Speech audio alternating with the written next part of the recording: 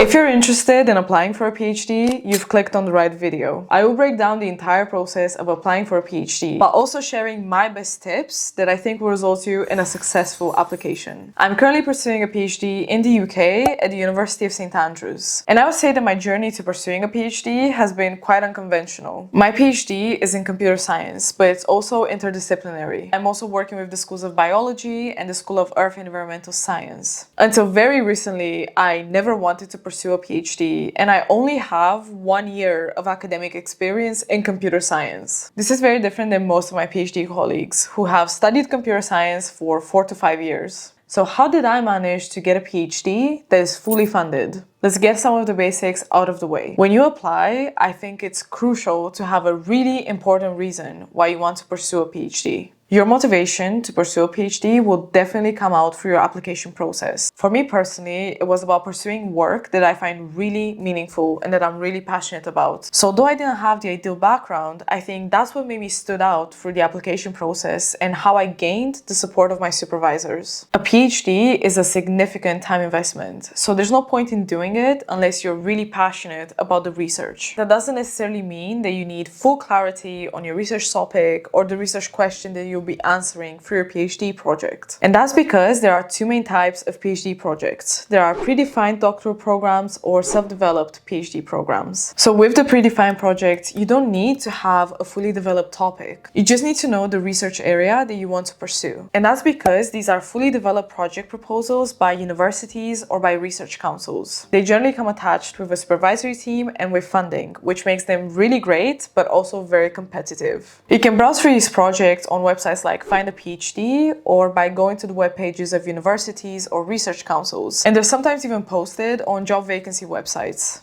So these are more similar to standard job applications where the university or a research organization has created this advert and now they're looking for a PhD student to fulfill the role and complete this work. On these listings, you'll be able to read upon the specifications of the work that you'd be doing for this PhD program. You'll also be able to read about the supervisory team and the requirements that you need to fulfill in order to be eligible to apply. If I was going to look now for predefined projects, I would either go browse Find a PhD, which also has some really useful filters like the subject, or just type in different university names with keywords such as PhD programs, PhD projects, research programs, and so on. I would also type in the name of research councils such as NERC or ESRC, followed by the same keywords. In this way, you'll probably find a few projects that you'd be interested in applying to. But wait! Before you begin the formal application processes, it's much better to take note of the supervisors and email them. You can then introduce yourself and ask them a few questions about the program. They might give you some really important keynotes that you might have not considered before starting your application. Once they reply to you and you have that conversation, you can then go ahead and start your formal application process and follow the required steps. The process starts a bit differently for the second kind of PhD projects, which are self-developed. This is the kind of project that I'm doing, and the application process is a bit more complicated. Apart from knowing the research area that you want to go into, you also need to know the exact topic and research questions that you want to investigate for your PhD project. And you also need to write by yourself the PhD project proposal. By definition, a PhD is about creating new knowledge, either by answering a question or by solving a problem that hasn't been solved before. So this requires you to be familiar with the literature in your research area and identify a gap that you can fulfill for your PhD research. You can definitely get inspiration for this by browsing the pages with predefined projects and seeing what kind of projects get funded. Or what I suggest even more is making your PhD project related to what you've researched in your bachelor's or your master's degree, or a topic related to some work experience that you've done in the past. It doesn't necessarily have to follow your master's, although they'll most likely be ideal. For some reason, academics really like this kind of continuation, and it also shows that you're the right person to fulfill this research. I've literally been asked about this in my PhD interview, I've been asked about this in my PhD review meetings, and luckily for me, the PhD project that I proposed is a continuation of the research that I've done for all my masters, and this has massively helped my application. Then you need to write this up very nicely in your project proposal. My research proposal had 3 main sections. The first one discussed the literature in the research area and the gap that I've identified in this field. The second part discussed the significance of my research and how filling in this gap will actually help humanity. And the third part was a high-level 3-year completion plan that I aim to follow in order to fulfill my research. You don't always need a fully drafted proposal in order to start reaching out to potential supervisors. You can definitely start messaging academics that you like, asking if they have any future projects coming up, or if they have any PhD funding and they like to work with you in coming up with a research proposal. However, especially if you want to develop your own PhD project, the main goal of when you reach out to potential supervisors is to gain their support with your application. And you're much more likely to obtain that if you have your literature review and your research questions ready. And that doesn't mean the project proposal will stay the same. The potential supervisor might help you redefine it and make it better. But I think it goes such a long way to show your dedication for your research area by having a proposal ready. So now that you have your research proposal ready, it's time to figure out who could be your potential supervisors. Another aspect that might really help your application, trying to do your PhD in the university that you're bachelor's in or your master's in. And if you don't want to work with your previous institution, sometimes it might be even a better idea to firstly apply for your master's at the university that you want to do your PhD in. Because having those connections and showing that you've already experienced that particular academic environment will really help progress your PhD application. However, if you don't want to work with your previous institution, or you might not be fully sure about which supervisor or which university to attend for your PhD, you can use your literature review to identify specific researchers and specific universities that are performing the work that you want to do. Then you can do some online stalking and narrow down the universities you'd like to do your PhD in and the potential supervisors. Now that you have a list of potential supervisors, you can start emailing them and introduce yourself and your research proposal. And hopefully one of them will say that they'll support your PhD application with their university. Another tip that I have for you when it comes to this is to try and have multiple supervisors. To my view, having one single supervisor is putting all of your eggs into one basket. Whether or not you're going to have a good supervisory relationship is also a matter of luck. It is very hard to gauge how somebody will be as a supervisor by reading their academic profile or by having just a few conversations with them. Of course, it's an excellent sign if a supervisor has had successful PhD students in the past, and I think it's totally worth it to reach out to those previous PhD students and ask about their experience. But that doesn't mean that they're definitely going to be a good supervisor. Maybe I'm just scarred, but I've had quite a few difficulties with one of my supervisors, and having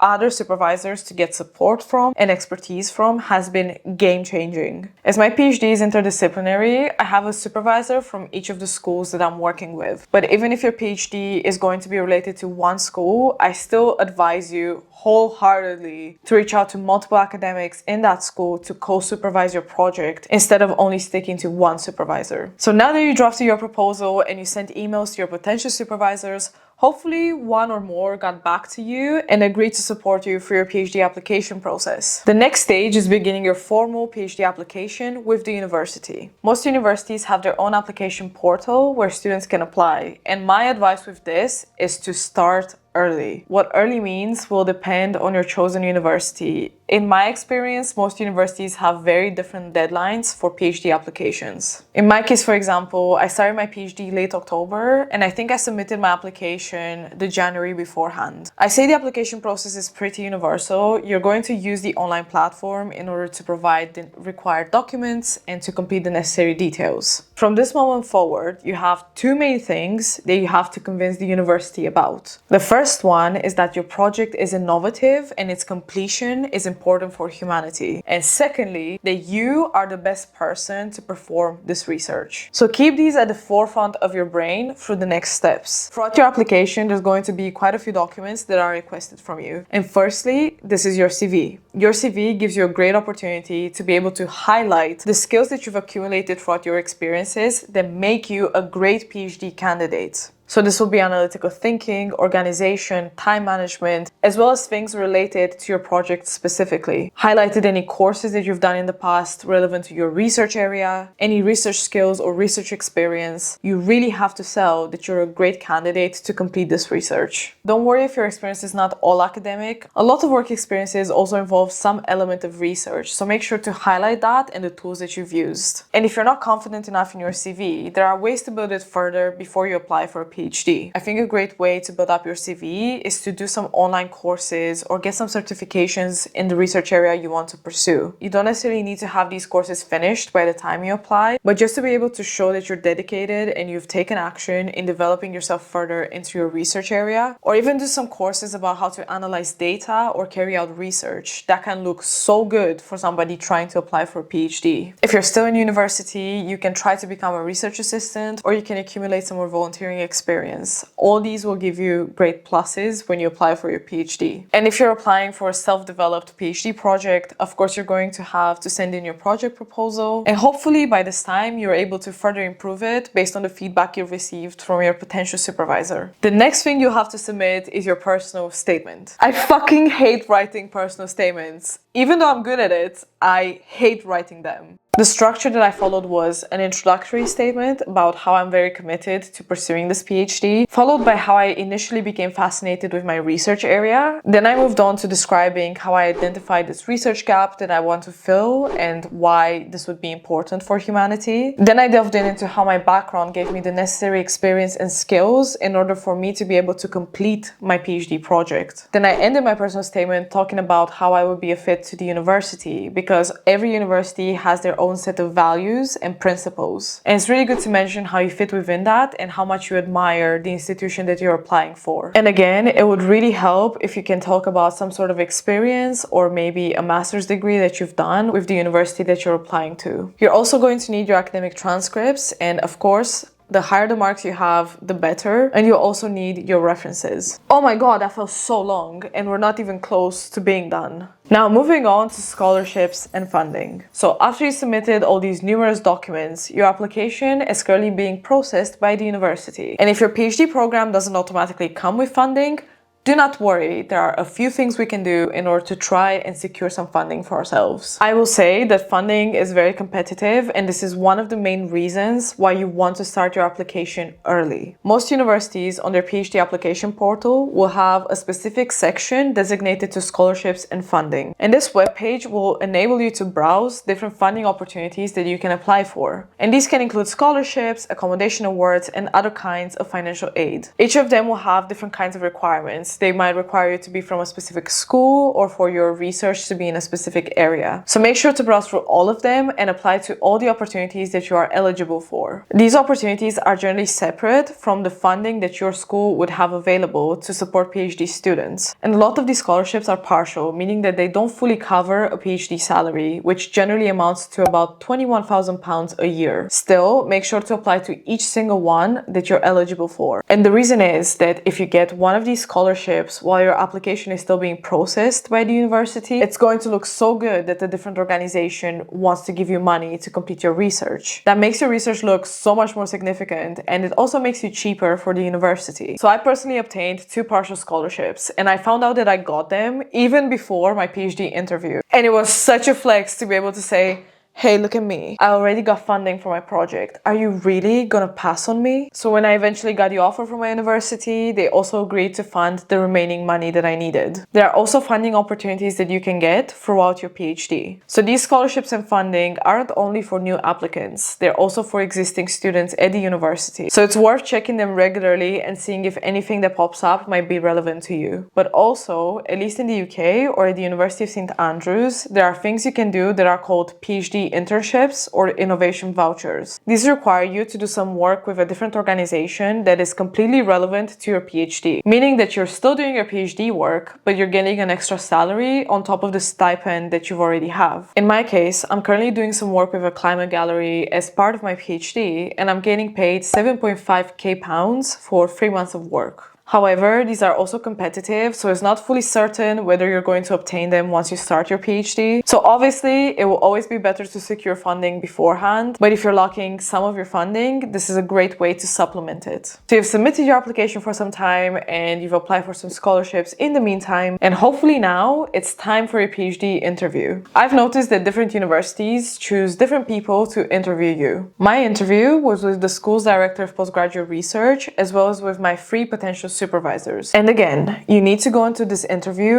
ready to show that you are the best person to perform this PhD research. Even if it's a project proposed by you still need to demonstrate that you have the right skills and experiences to fulfill this research. Other things that I got asked about were whether I've done similar research in the past, how my skills make me a good PhD candidate for this research project, and why I chose my university. I also got asked if I've had some publications, but this is not mandatory in order to get a PhD offer. I think before your interview, it's really good to practice these questions and have some solid arguments as to why you're the perfect candidate for this research project. And similarly to your CV, you can begin some online courses that you can bring up and show that you're really dedicated to your research topic. Oh, I just remembered, I also got asked what my plans would be after doing my PhD, and that generally means whether you want to stay in academia or not. Even if you don't get asked that question, I think it could be really good if you say you want an academic career after your PhD. So now you've completed your interview and hopefully you will get an offer. My last piece of advice, however, is to please not get discouraged if that doesn't happen. If through the first round of applications you don't get an offer, that doesn't mean that in the future you're not going to do a PhD. You will always continue to evolve, and after some time you might even realize that maybe a PhD is not really something that suits you, or that maybe your original research topic does not motivate you as much as you thought and you'd rather apply for something else. I have friends with so many different experiences. I know people that applied for a PhD, got successful the first round and then regretted it and dropped out of it. I also have friends who applied to do a PhD 3 years in a row and only the third time they got an offer. I also have friends who thought they wanted to do a PhD, but once they started working, they couldn't imagine ever going back to academia. So please don't get discouraged if you don't get your offer the first time around. Take this as an opportunity to gain some different kind of experiences and upskill yourself, and reevaluate later on whether you still want to do a PhD. And if so, you'll always be able to apply again. I truly hope this video was helpful, and if you are indeed applying for a PhD, I wish you the best of luck, and if you have any more questions, just leave them in the comments below. I'm Maria, thank you so much for watching, and I hope to see you in my next video.